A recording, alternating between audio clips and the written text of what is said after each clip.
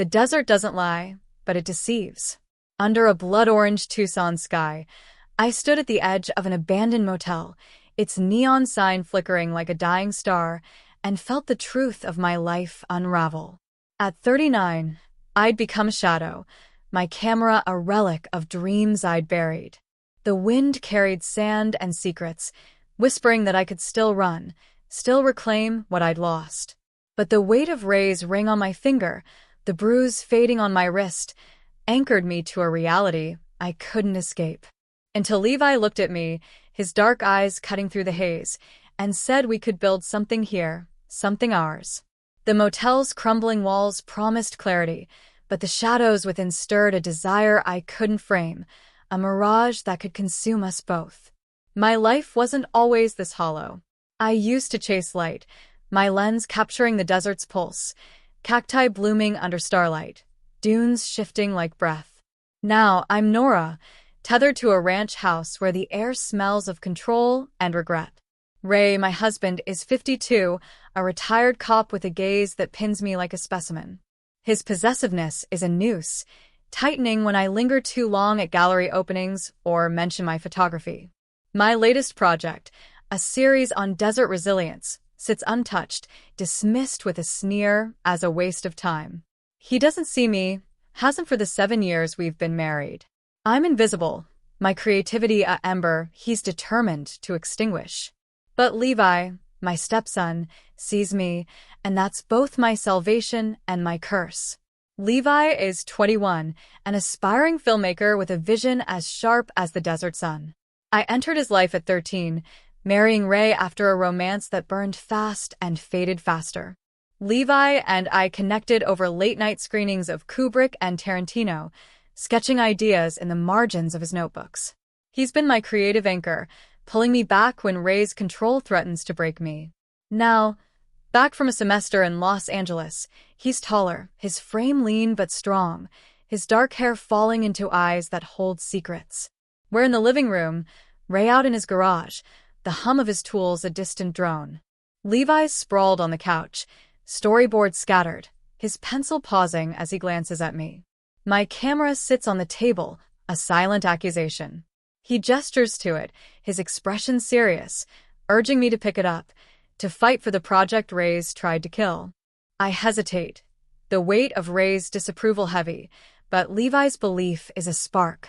He suggests a place, an abandoned motel past Saguaro National Park, a perfect backdrop for a joint photo film shoot. The idea ignites something in me, a flicker of the woman I used to be. I nod, pulse quickening, knowing Ray would hate it but unable to resist the pull of Levi's vision. The next morning, we drive into the desert, the sun a relentless blaze, the road shimmering like a fever dream. The motel is a ghost town, adobe walls crumbling, windows cracked, a neon sign spelling Mirage Motel in broken letters.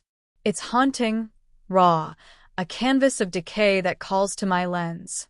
Levi's excitement is infectious, his grin wide as he kicks open a door, revealing a room with a sagging bed and faded wallpaper. We start small, clearing debris, sweeping sand from the floor. He rigs lights, his hands deft, while I frame shots, sunlight slicing through shutters, shadows curling like smoke. Our ideas flow, his storyboards merging with my photos, a dance of light and narrative. As he adjusts the tripod, his arm brushes mine, the contact lingering, warm and deliberate. A jolt runs through me, and I step back, focusing on my camera, but the air shifts, charged with something unspoken. Ray's voice haunts me, his warnings, his grip, but Levi's presence is louder, his laughter, his gaze, making me feel alive, desired. Our nights at the motel become a ritual, stolen when Ray's asleep, his snores masking our escape. The desert sky is a sea of stars, the campfires glow painting Levi's face in amber. We work in silence, sometimes, other times trading ideas, our voices low, intimate. One evening, I teeter on a ladder, aiming for a high shot, and Levi steadies me, his hand firm on my waist. The touch lingers, his fingers warm through my shirt, and my breath catches, the moment stretching too long. I climb down, heart racing, and he doesn't push, but his eyes hold mine, a silent question. The tension hums, a chord we can't unplay, and I know we're skirting a line. Stepmother, stepson, a boundary the desert doesn't care about, but I must. The guest book changes everything. We find it in a rusted drawer, its pages yellowed, entries scrawled from the motel's 1960s heyday. One name repeats, Lila, a singer, her words fevered, passionate. She writes of Jay, a drifter who loved her, their affair a secret kept within these walls. Her entries are raw, aching, detailing stolen nights, a love that defied rules but ended in tragedy, vague mentions of a fight, a disappearance. The words are a mirror, Lila's longing echoing my own, her forbidden connection a shadow of the heat growing between Levi and me. Reading them, I feel Levi's breath on my neck, his body close as he leans over my shoulder. I close the book, my hands trembling, but the story seeps into me, a warning I can't ignore. Lila's entries hint at a gift Jay left, something hidden in the motel. The mystery pulls us deeper, a distraction from the tension we're avoiding. We search. Walls, floors, the cracked pool. Our hunt a fevered escape. One night, under a crimson moon, we find it, a tin box buried near a saguaro, holding a sapphire ring and a note in J.S. jagged script. It's a plea for Lila to run with him, to leave her life behind. My throat tightens. They didn't escape. Their love a flame snuffed out. Levi's eyes meet mine, intense, as he slips the ring into my hand. The weight of it is heavy, a promise and a curse, and I feel the desert shift, the mirage sharpening into something real. Ray's control tightens. He notices my late nights, my camera gear strewn about, the spark in my eyes he can't claim. One morning, he corners me in the kitchen, his hand gripping my arm, leaving a faint bruise. I pull free, fear spiking, but Levi's belief in me is a shield. At the motel, Levi sees the mark, his expression darkening.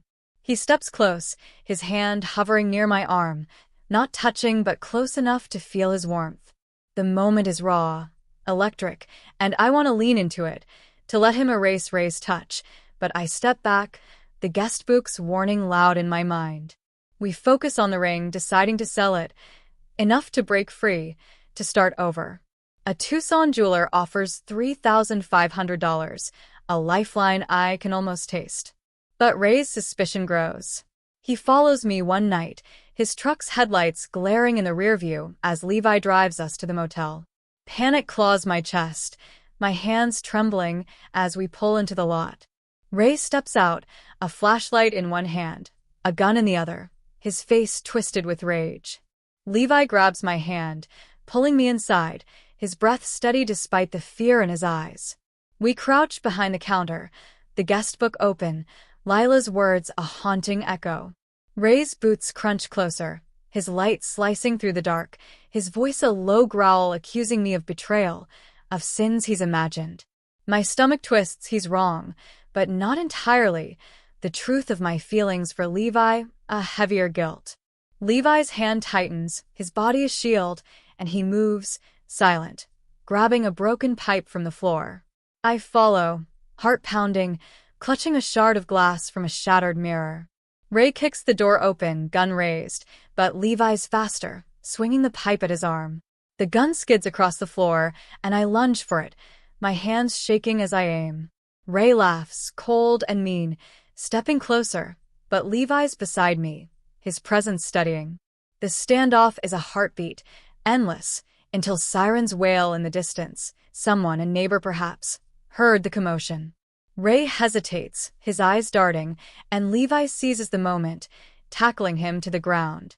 I keep the gun trained, my voice steady despite the tremor, until the cops burst in, cuffing Ray, his curses fading as they drag him away. We collapse outside, the desert air cool, the stars indifferent.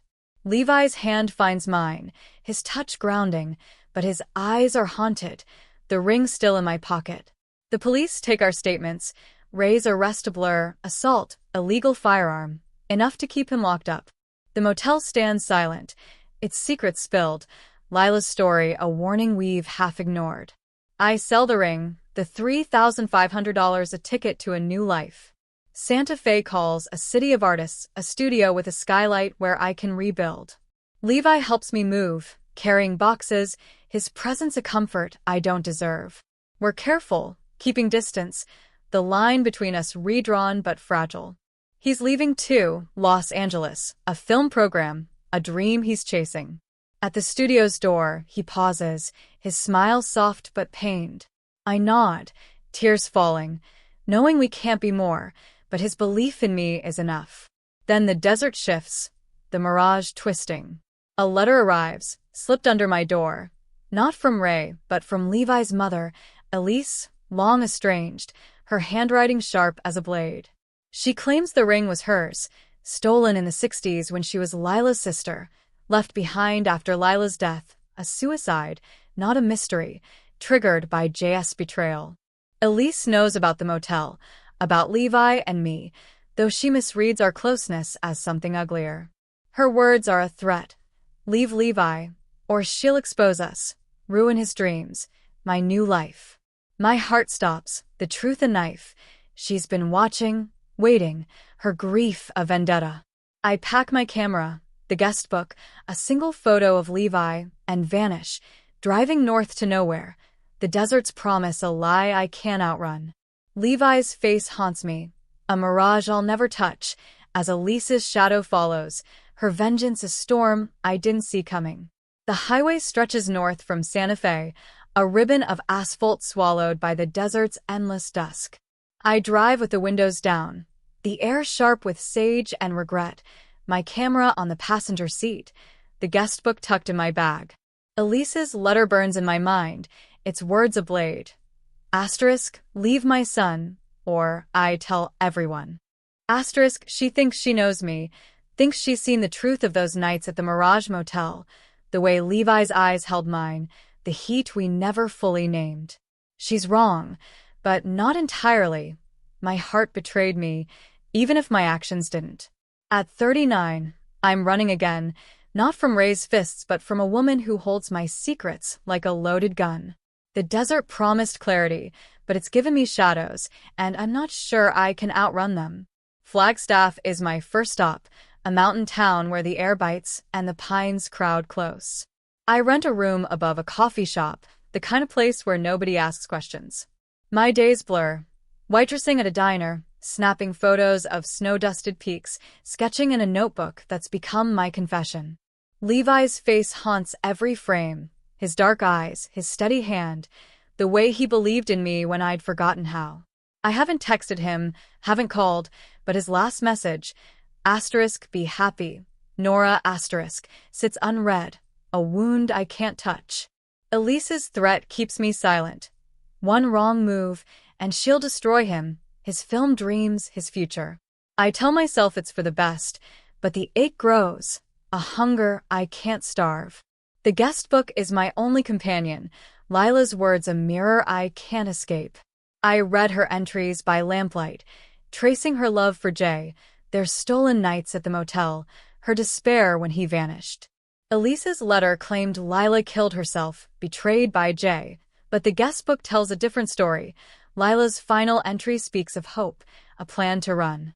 I puzzle over it, the sapphire ring heavy in my pocket, its sale funding this fugitive life. Was Elise lying, or did she believe her own grief? The ring, she said, was hers, stolen when she was Lila's sister, but the dates don't add up. Lila's entries are from 1967. Elise would have been a child. The desert secrets are unraveling, and I'm caught in their threads. A week in, I spot a woman outside the diner, her face half hidden by a scarf, watching me through the window.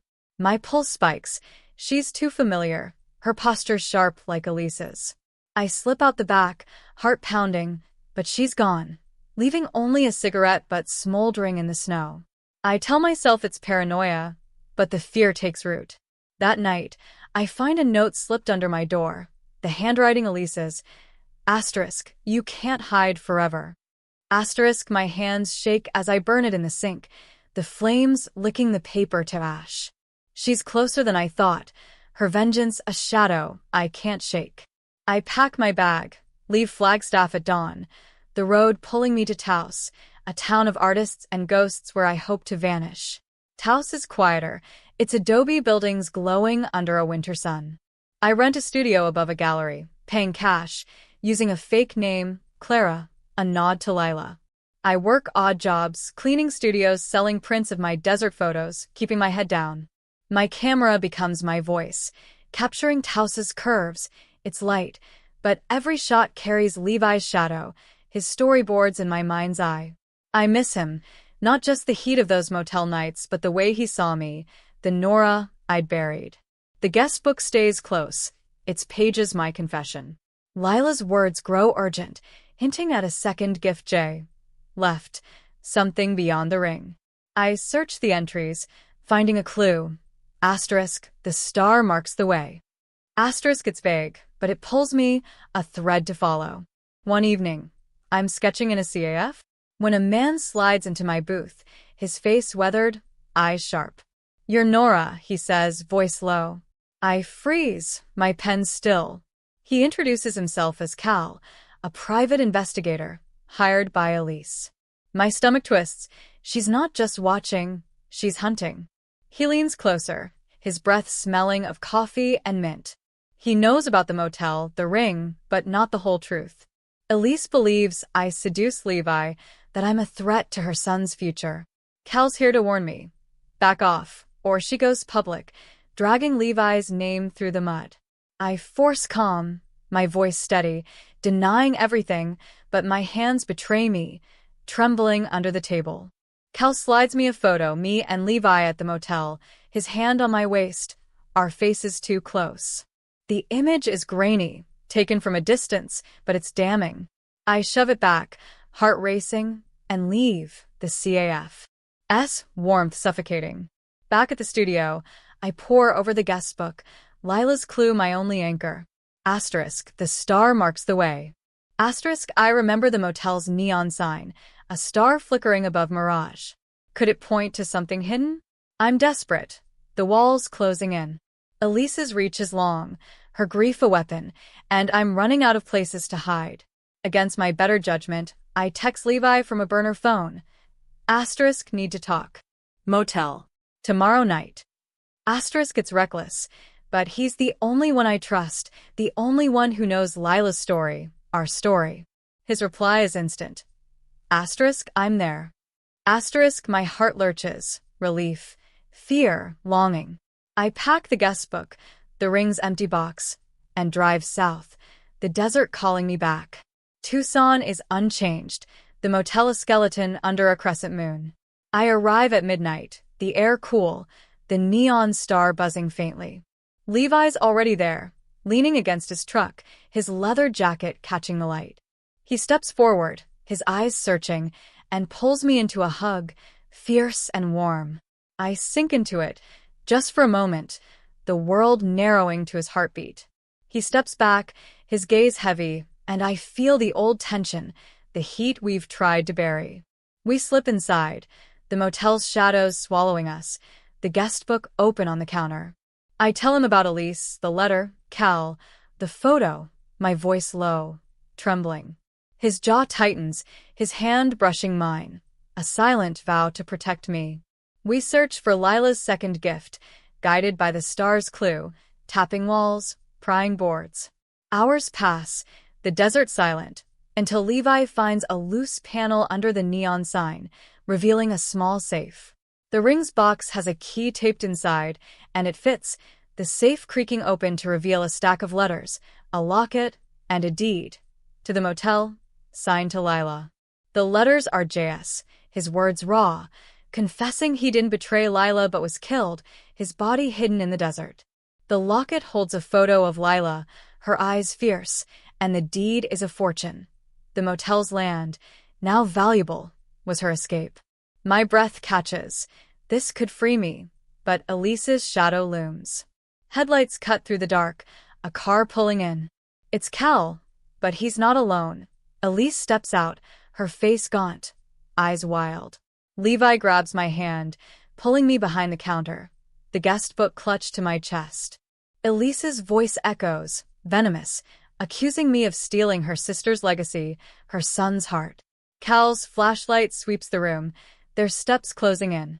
Levi's breath is steady, his hand firm, and I know we're cornered.